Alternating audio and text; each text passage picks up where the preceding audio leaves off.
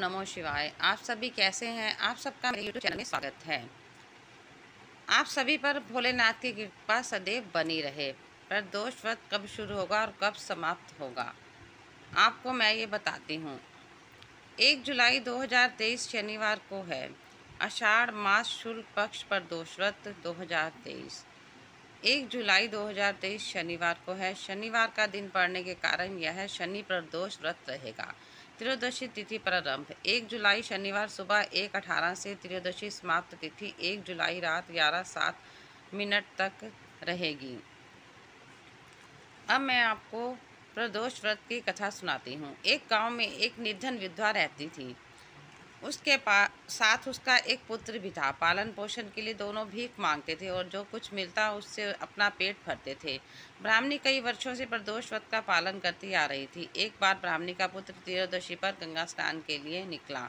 स्नान करके जब वह अपनी घर की तरफ आ रहा था तो रास्ते में उसका सामना लुटेरों से हो गया। उन्होंने उसका सारा सामान लूटकर फरार हो गए।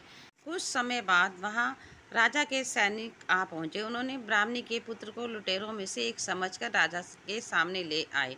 राजा ने उसे लुटेरा समझकर कारागार में डलवा दिया।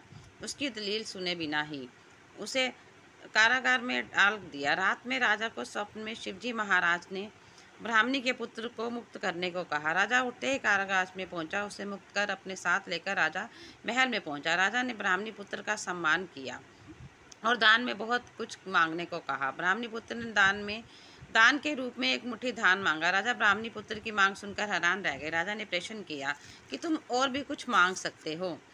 तो ब्राह्मणी पुत्र ने कहा, नहीं, मेरे को एक मुट्ठी धान ही चाहिए। ब्राह्मणी पुत्र ने कहा, धान मेरे लिए सबसे अनमोल है। यह धान मैं अपनी माता को दूंगा, जिससे मेरी माँ खीर बनाकर शिवजी भगवान जी को भोग लगाएगी। फिर हम इसे ग्रहण करके अपनी भूख को शांत करेंगे। राजा युवक की बातें सुनकर बहुत प्रसन्न हुआ। राजा ने मंत्री को आदेश दिया कि ब्राह्मणी को सम्मान के साथ दरबार में लाया जाए। मंत्री ब्राह्मणी को लेकर दरबार पहुंचे। राजा ने ब्राह्मणी पुत्र की बातें ब्राह्मणी को बताई और ब्राह्मणी पुत्र को अपना सलाहकार नियुक्त किया।